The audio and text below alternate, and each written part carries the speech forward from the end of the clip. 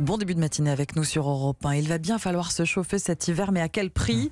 Nous sommes encore protégés par le bouclier tarifaire jusqu'à la fin de l'année. Sans lui, le prix du gaz devrait plus que doubler ce 1er septembre. On voit aussi exploser le prix de gros de l'électricité, plus de 1 000 € le mégawattheure contre 85 € il y a un an. Comment réduire vos factures d'énergie? Votre invité Alexandre est le cofondateur de la plateforme HelloWatt. Bonjour Sylvain Le Feller. Bonjour. Vous êtes donc le patron de HelloWatt. On vous trouve sur Internet. Vous vous présentez comme le conseiller énergie du particulier en ligne. Alors, je veux réduire ma facture d'énergie. Il y a plusieurs leviers. Et vous... En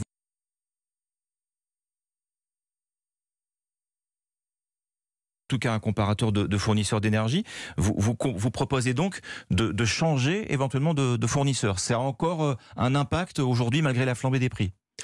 Oui, tout à fait. En fait, si on veut maîtriser sa facture d'énergie, il y a 3 grandes façons de le faire. Soit on joue sur le prix, et donc là, on va pouvoir parler du comparateur, soit sur sa consommation d'énergie, et là, c'est des éco-gestes ou des travaux de rénovation énergétique, ou alors on peut aussi devenir son propre producteur, sur lequel il y a beaucoup de demandes en ce moment, donc c'est installer des panneaux solaires en autoconsommation. Donc il y a encore un intérêt à changer, à passer à la concurrence aujourd'hui, malgré donc la flambée des prix d'électricité. On a encore des écarts sensibles sur les factures. Oui, tout à fait. Alors d'un fournisseur à l'autre, on peut avoir des écarts qui sont très importants. Effectivement, on a toujours des offres qui sont plus compétitives que le tarif réglementé en gaz ou en électricité. Et on a aussi aujourd'hui beaucoup de clients aussi qui sollicitent notre service parce que certains fournisseurs d'énergie sont contraints d'augmenter les prix pour les particuliers du fait de la hausse des prix sur le marché. Donc là, on les aide à trouver un fournisseur qui est compétitif et qui ne va pas augmenter ses prix cet hiver. Alors, vous parliez de l'idée aussi de limiter sa consommation d'énergie. Vous proposez pour cela sur HelloWatt des outils pour mieux suivre et analyser sa consommation. C'est vrai qu'on n'a pas toujours une idée exacte de tiens, pièce, je ne sais pas si vous avez cette finesse d'analyse, mais pièce par pièce dans la maison, qu'est-ce qui va pas au niveau des dépenses d'énergie? Oui, tout à fait. En fait, pour savoir ce qu'on peut faire dans un logement, ça va dépendre justement du logement. Et pas que de cela, d'ailleurs. On ne va pas proposer les mêmes choses à un locataire ou à un propriétaire. Donc ça, c'est la première chose à faire. Et aujourd'hui, effectivement, en fait, on a des outils qui permettent de faire énormément de choses là-dessus. Je pense notamment aux compteurs communicants, Linky et Gaspard. En fait, ce que permet l'app HelloWatt ou un espace personnel, c'est de suivre, de comprendre et de maîtriser ses consommations d'énergie. Donc c'est fondé sur ces données, mais on les analyse pour déterminer quelle est la part du chauffage, quelle est la part de l'eau chaude, et de savoir s'il y a une surconsommation de chauffage, par exemple. On économise combien comme ça? C'est sensible? Alors oui, tout à fait. Tout dépend de ce qu'on met en place. Donc pour prendre peut-être un cas particulier, en moyenne, en fait, le gros de la consommation d'énergie, ça va être sur le chauffage. Le chauffage et l'eau chaude, c'est plus de la moitié de la consommation d'énergie, c'est le chauffage. Avec l'eau chaude, souvent, ça fait les 3/4. Ensuite, il y a aussi un ensemble d'éco-gestes qu'on connaît, couper les appareils de veille, baisser la température d'1 degré et d'autres choses qui permettent de maîtriser un petit peu la consommation d'énergie. Après, quand on veut vraiment réduire sa facture d'énergie, et on peut le faire de l'ordre de 50%, là, il va falloir passer sur de la rénovation énergétique et donc potentiellement isoler des combles perdus ou installer des systèmes de chauffage comme des pompes à chaleur qui sont aujourd'hui particulièrement économiques et aidées par l'État. Alors, on va prendre ces choses une par une. Sur l'isolation du logement, l'idée étant bien sûr d'éviter les déperditions de chaleur. C'est quoi les solutions, s'il y en a, rapides et si possible peu coûteuses, pour justement limiter ces pertes de chaleur dans son logement, sans tout refaire de la cave au grenier? Tout à fait. Alors du coup, ce qui est entre guillemets le plus simple à faire, ça va être l'isolation des planchers bas et des combles perdus. C'est vraiment les travaux d'isolation qui sont rentabilisés très rapidement. Il y a un gain immédiat là. Il y a un gain immédiat, ouais.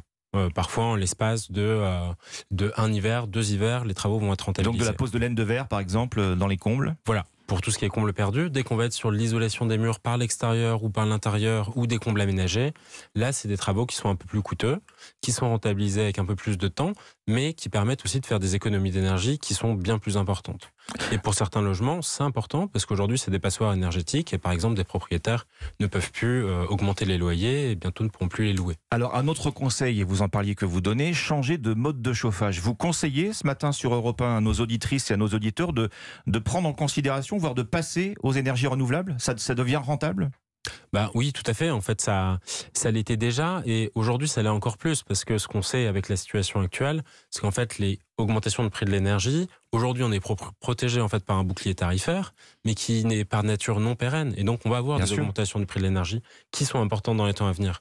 Et du coup, c'est intéressant, oui, de passer dès à présent sur des pompes à chaleur. Donc, pompe à chaleur, c'est juste un chauffage électrique, mais 3 fois plus efficace que du chauffage électrique, et qui va remplacer, par exemple, pour une PAC RO, une chaudière gaz ou une chaudière au fioul, pour chauffer le circuit d'eau, et il y a pas grand-chose qui change à part ça. C'est quel investissement une pompe à chaleur? Donc 12 000 euros, Ah, quand même. et il peut y avoir jusque 8 000 euros d'aide, donc un reste à charge qui peut être vraiment limité. Donc on Pour les amortit particuliers. rapidement. On amortit rapidement, surtout quand il y a des économies d'énergie qui sont importantes associées à ce changement de système de chauffage. Ouais. Les panneaux solaires, là aussi, c'est quelque chose qui est une solution à considérer. C'est rentable également. Ça peut être amorti rapidement. Ouais, tout à fait. C'est rentable également. En fait, c'est un investissement qui est vraiment dérisqué, puisque les panneaux solaires, aujourd'hui, c'est garanti sur 25 ans, sur 30 ans. Et C'est la durée de vie moyenne d'un la durée panneau, de vie. hein. Ouais. Mais c'est une garantie constructeur. Ouais. Et effectivement, avec la hausse du prix de l'électricité et la baisse du prix de ces panneaux, aujourd'hui, c'est effectivement des investissements qui sont intéressants. Et d'ailleurs, depuis, je dirais, depuis un an, avec la hausse des prix de l'énergie, parce que ça avait commencé l'hiver dernier, on a vraiment une croissance continue du nombre de demandes d'installation de panneaux solaires en France, et à raison. C'est une vraie solution. On est tous protégés par le bouclier tarifaire, donc jusqu'à la fin de l'année. Et après, il se passe quoi en 2023? Je veux dire, est-ce que vous avez des conseils pour anticiper autant que possible la fin de cette mesure d'État? Justement, je pense que il faut pas attendre pour faire des installations de panneaux solaires, des travaux de rénovation énergétique, parce qu'on sait que ces prix vont augmenter. L'État a dit qu'il continuerait à aider, mais les hausses de prix qui seraient nécessaires pour être au prix de marché, elles sont très importantes. Chez nos voisins, c'est x2, voire bientôt x3. En Grande-Bretagne, et les prix de marché ne sont pas moins chers en France. Donc ces hausses auront lieu à un moment ou à un autre. Et donc oui, le mieux, c'est d'anticiper et de se dire aujourd'hui, OK, analyser mon logement, mes consommations d'énergie, et savoir qu'est-ce que je peux faire, qu'est-ce qui est rentable pour moi. Il ne s'agit pas de faire de la rénovation énergétique si c'est pas intéressant, si c'est pas rentable. Et justement, sur HelloWatt, on a cette réponse-là très rapidement. Combien ça coûte? Quelles sont les aides de l'État? Quel reste à charge? Et du coup, quelles sont les économies d'énergie associées? C'est presque une mission de service public que vous remplissez, Sylvain Le Fallers, par les temps qui courent. Vous voyez cet afflux justement de particuliers qui sont à la recherche de conseils, de solutions sur votre appli? Oui, alors à la fois sur l'appli et sur le site web aussi hellowatt.fr. Oui, il y a un afflux et il y a un vrai besoin d'accompagnement sur ces sujets-là, parce que en fait, pour que il y a une certaine complexité qui est perçue par les particuliers, notamment parce qu'il y a plusieurs primes que nous on va pouvoir déduire directement du devis sur HelloWatt. Il y a également le fait de trouver des bons professionnels. Il y a, je pense, largement moins de problèmes que quand il y avait des offres à 1 euro et tout ça, ça n'existe plus. Mais par contre, pour avoir le bon matériel, le bon dimensionnement, la bonne réalisation des travaux, c'est important de travailler avec les bons. Et pour un particulier, c'est pas facile à trouver quand on en cherche une fois. Alors que nous, c'est notre métier. Merci Sylvain Le Fallers, cofondateur et directeur général de la plateforme en ligne HelloWatt, conseiller énergie pour les particuliers. Bonne matinée sur Europe 1.